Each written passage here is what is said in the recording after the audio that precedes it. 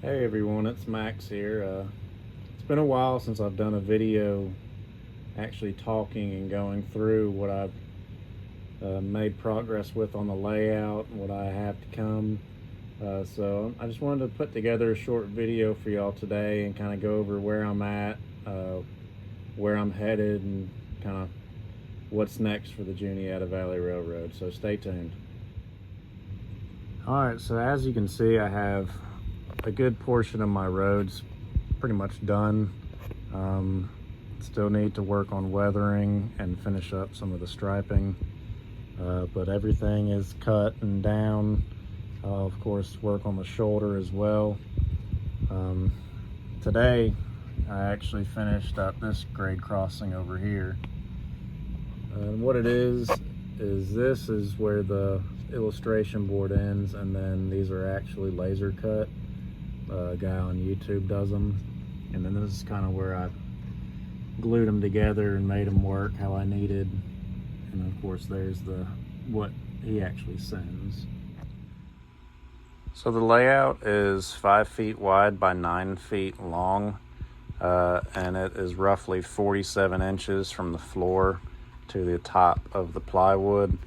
I mainly did this simply because my previous layout was about 36 inches off the floor, and as many know, it can prove to be pretty gruesome on your back, and I'm not getting any younger, so I tried to plan ahead with that. And then of course the casters here allow me to roll it as I need to where I can get to the back of the layout to do any work, and that adds a couple inches as well. I think originally it was around 44 inches tall when I ordered it from Miani, but it's proved to be a lifesaver. I mean, you don't have to get on your hands and knees and crawl under there to get to the back or to do any wiring.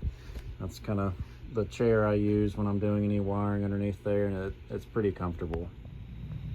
So I still have one grade crossing left to do, and it's this one over here. It's going to be pretty straightforward since it's not on a curved section like my other two.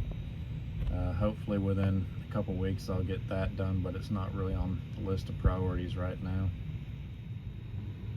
So this is one area I worked a good bit on today.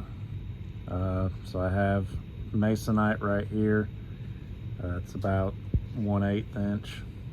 And then this brick is actually paper. My father used it for his station platform years ago. Had a bunch left over and let me have it. I wanted to try to use it on here rather than on my station platform, just because this would be kind of more of a focal point and I want it to look as nice as possible. And then here I kind of had to get creative, trying to transition up to the grade of the railroad track. So this is another one of those grade crossing pieces, just like over here, that I just cut down and then folded the paper down over top and glued it all down. And it's not too steep of a step up, but it turned out pretty nice. And then of course the actual crossing itself.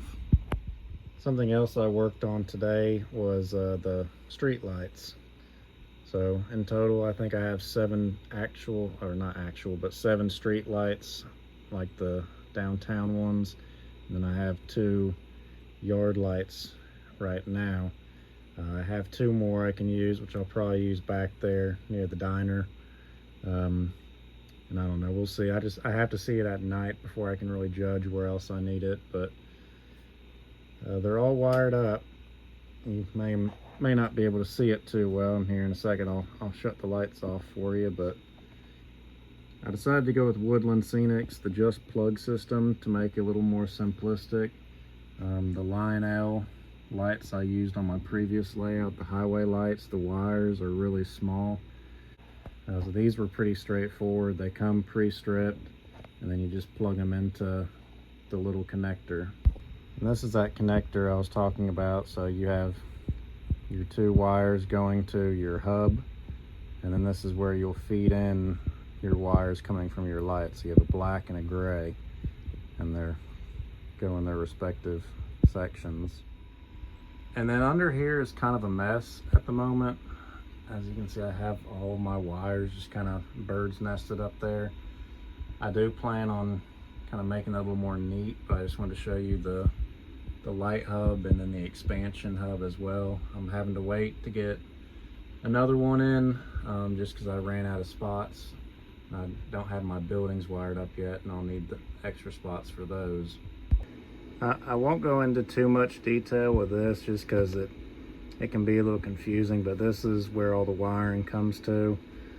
So the switch is for my street lights and eventually buildings. Of course, the DCS, WIU, TIU. These two toggle switches allow me to either run one DCS engine on the outside or one on inside and outside. And then of course, everything's powered by the Z1000.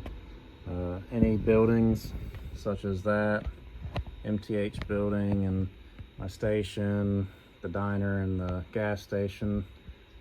Although some of these have the just plug lights added on, so I have some lights on the front there. They will be powered by a CW80 made by Lionel.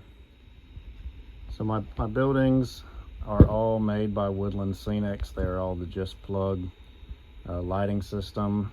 So it'd be these 5, this one, and then the cozy cabin over there. The base that they're all on, the sidewalk, I made myself. It's made out of masonite, sanded, spray painted, and then the sidewalk lines are done with a pencil, and then I went back over with some weathering chalks to kind of darken it up a little bit, take some of the shine off. I think they turned out really good. I do like them better than the MTH bases, and if you've seen my previous layout, you know that I had a bunch of MTH buildings. I still have those. I tried to incorporate them in here by just taking the bases off and making my own, and it is going to be more trouble than it's worth, and I got a really good deal on these buildings, so I ended up just swapping completely to them, and I'm really happy that I did. These buildings are very nicely detailed, and I can't wait to get them wired up. So the gas station here, like I said, it is made by MTH. However, I've made some small modifications, adding lights there. If you'll be able to see it or not, but I do have some lights under the awning here. And then again, another gooseneck light back here. Kind of give it a little more detail. I also added some mortar to the brick around the entire thing, which reminds me, I also did that with this MTH, and it's just a real thin white paint. Put some thinner in it and then just brush it on and wipe it off. Don't let it sit too long or it'll get really chalky looking. Something else I've done is I've added some LED lighting above, just because, as many know, with a basement, it tends to be fairly dark, and I don't have any sheetrock or anything on the walls, so it kind of just absorbs most of the light. But the LEDs I added proved to make quite a difference, and they're also very easy to set up. It's just plug and play for the most part, and then of course you can put a smart switch on the outlet as well. We'll see if I can show you the street lights a little better. It's kind of gotten a little darker outside, not much, but you might be able to kind of see how they look. Like I said, I'm going to wait and kind of judge how much light I have on the layout, if I need to add some more street lights, but I want to see before I do anything like that. Overall, I think it's looking pretty good. So what I'd like to work on next with my layout is kind of getting all those rest of the buildings wired up, getting these wired up, and then do my shoulders along the sides of the road, Finish my painted lines on the road as well. I do have trees on order, so then I can kind of get into the fun part, which is the scenery. Kind of doing a little bit as I can. My wife and I are expecting our first child in about 6-7 more weeks, a little boy. So I'm kind of in the middle of dealing with work, preparing for that, and trying to do a little bit here and there on the layout as well. But for the most part, it's been put on the back burner, as most can imagine. But I'm still pushing along, still doing anything I can. Get down here and run trains.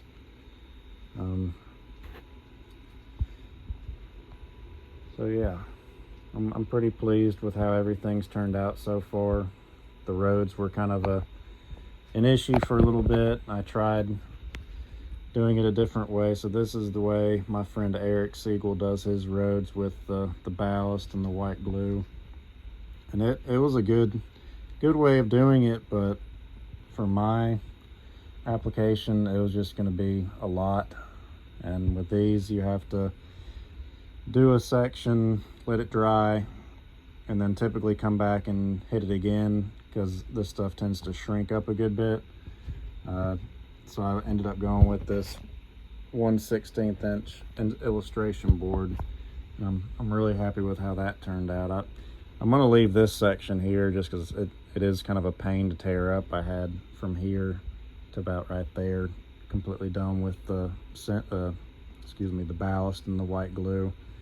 And it's kind of a mess trying to get that back up. So I'm going to leave this like it is. I hit it with some spray paint to try to get it to blend a little better. But I mean, overall, I think it looks all right. So to kind of wrap up the video, what I'll do is I'll run trains for y'all real quick. On the inside, I have an old K-Line MP15 Norfolk Southern switcher. And then on the outside here, I have my MTH Premier Chessie SD35. So I'll get those started up and we'll run some trains.